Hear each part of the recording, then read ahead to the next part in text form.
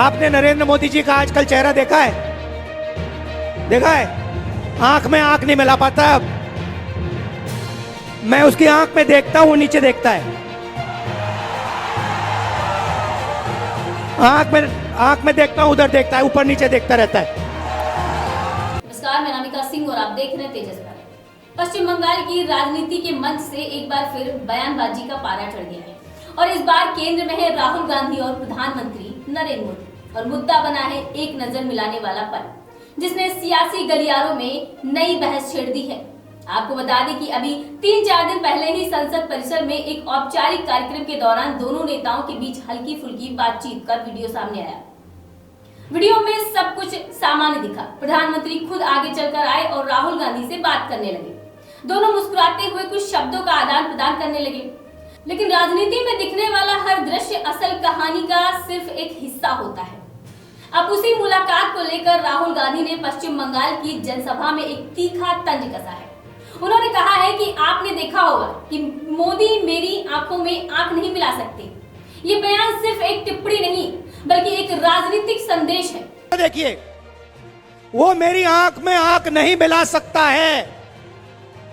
वो डरता है क्योंकि वो जानता है कि किसी ना किसी दिन कांग्रेस पार्टी के बब्बर शेर हमारे कार्यकर्ता बीजेपी को हराएंगे और फिर कार्रवाई नरेंद्र मोदी अमित शाह के खिलाफ होगी।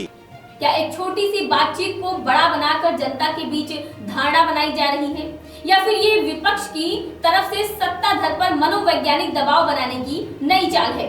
पश्चिम बंगाल में जहां कांग्रेस का जनाधार सीमित माना जाता है, वहां ऐसे बयान क्या पार्टी के लिए नई ऊर्जा बन सकते हैं या ये सिर्फ सुर्खियां बटोरने का एक और तरीका है? राजनीति में कभी कभी शब्द तस्वीरों से भी ज्यादा ताकतवर होते हैं और इस बार राहुल गांधी का ये बयान उसी ताकत का एक उदाहरण बनता दिख रहा है। प्रधानमंत्री राहुल गांधी के पास खुद ही आए, बात करते हुए नजर आए। तो राहुल गांधी और प्रधानमंत्री के बीच क्या बात हुई ये तो नहीं पता, लेकिन राहुल गांधी ने कुछ तंज कसते हुए प्रधानमंत्री को बोला है कि प्रधानमंत्री मेरी आंखों में आंखें डालकर मुझसे बात नहीं कर सकते। देखिए राहुल गांधी ने क्या कुछ कहा है। और ये भी मोदी जी भी जानते हैं, आरएसएस के सब लोग जानते हैं कि एक आदमी है जो पीछे नहीं हटने वाला है, चाहे कुछ भी हो जाए। एक आदमी है जो डरता नहीं है, जो मरने को तैयार है और जो मोदी पर हंसता है 24 घंटा। मैं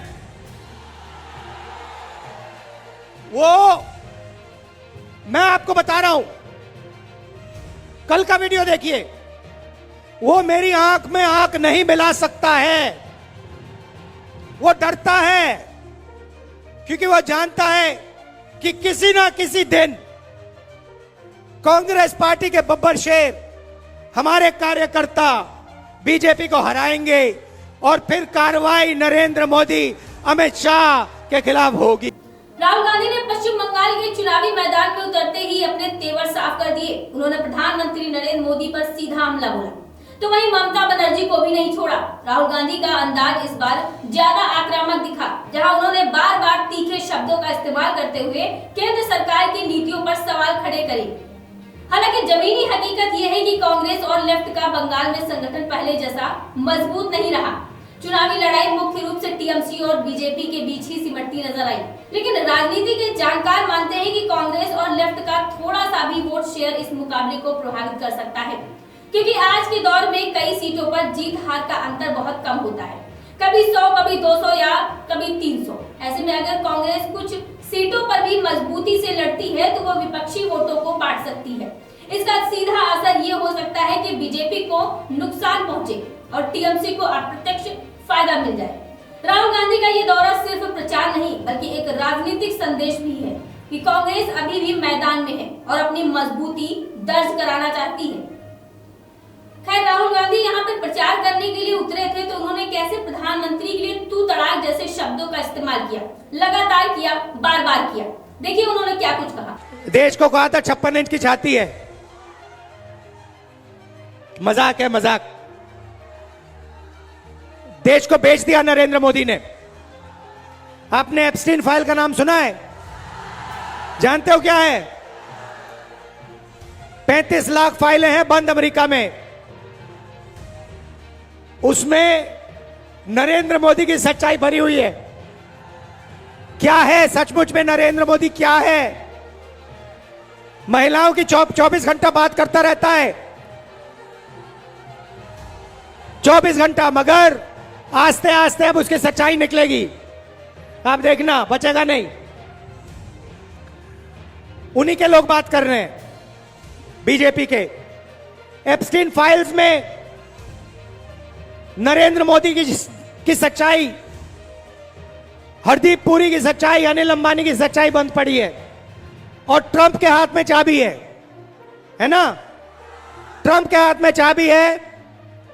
2 चाबियां हैं ट्रंप के हाथ में, एक एप्स्टीन वाली और दूसरी कौन सी? अदानी वाली। अदानी वाली। बीजेपी ने क्या किया? बीजेपी ने अपना जो पूरा का पूरा फाइनेंशियल सिस्टम था, पार्टी का जो पैसा था, इन्होंने, मोदी जी ने एक जगह रख दिया। कहां रखा? अदानी के पास। आपने देखा, देश के सारे एयरपोर्ट अदानी को मिलते हैं, पोर्ट मिलते हैं,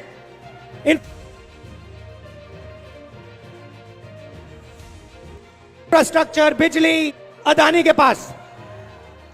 आपने देखा, देश के सारे एयरपोर्ट अदानी को मिलते हैं, पोर्ट मिलते हैं, इंफ्रास्ट्रक्चर, बिजली, पानी, सब कुछ उसको मिलता है। क्यों? क्या सोचते हो, फ्री में मिलता है क्या? ना, ये नरेंद्र मोदी को फाइनेंस करता है, समर्थन देता है, मीडिया चलाता है, ये सब दोनों एक साथ काम करते हैं। अदानी नाम नहीं होना चाहिए कंपनी का, कंपनी का नाम मोदानी होना चाहिए, मोदानी। ये दोनों एक हैं। अब ये बात डोनाल्ड ट्रंप को भी पता लग गई, उसने अमेरिका में केस लगा दिया अदानी पे। पता नहीं आप जानते हो या नहीं जानते हो, अदानी हिंदुस्तान से बाहर नहीं जा सकता।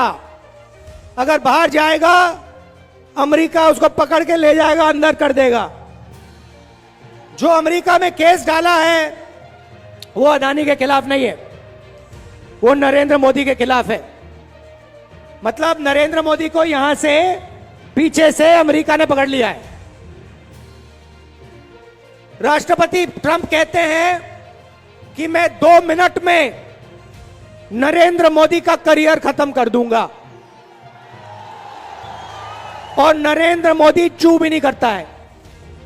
डोनाल्ड ट्रंप अगर कहेगा मोदी जंप करो, तो मोदी जंप करेगा।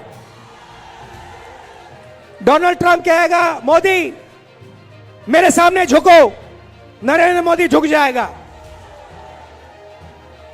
और यह बात अब पूरे देश को पता लग रही है कि नरेंद्र मोदी हिंदुस्तान का नहीं है, हिंदुस्तान का नहीं है, नरेंद्र मोदी का कंट्रोल डोनाल्ड ट्रंप के हाथ में है। लड़ाई किस चीज की है? एक तरफ ये देखिए अंबेडकर जी की फोटो, भैया इसको घुमाओ, ये अंबेडकर जी की फोटो है। इन्होंने अपनी जिंदगी संविधान के लिए दी, पूरी जिंदगी इन्होंने संविधान के लिए दी, एकता के लिए दी, भाईचारे के लिए दी। आज इनका जन्मदिन है और उसी संविधान को बीजेपी के लोग, आरएसएस के लोग नरेंद्र मोदी खत्म करने में लगे हुए हैं। जो आपके साथ एसआईआर में हुआ, जो आपके नाम काटे गए, वो संविधान के खिलाफ काम था। आप घबराइए मत, जिन जिन के नाम गलत काटे गए हैं, कांग्रेस पार्टी की सरकार आएगी, जिनके काटे गए हैं, जिनके गलत काटे गए हैं नाम, उनको हम फिर से वोटर बनाएंगे। ये चीटिंग करके, बेईमानी करके चुनाव जीतते हैं। अमेरिका का कंट्रोल नरेंद्र मोदी पे है। नरेंद्र मोदी ने यूएस डील में हिंदुस्तान को भेज दिया, बंगाल को भेज दिया। 4 चीजें की, सबसे पहले कृषि का सेक्टर इसने अमेरिका के किसानों के लिए खोल दिया। दूसरा, हिंदुस्तान की जो एनर्जी सिक्योरिटी है, पेट्रोल, डीजल, केरोसिन, इसने ये खत्म कर दी। इसने अमेरिका को वायदा किया कि बिना आपके पूछे हम तेल किसी से नहीं खरीदेंगे।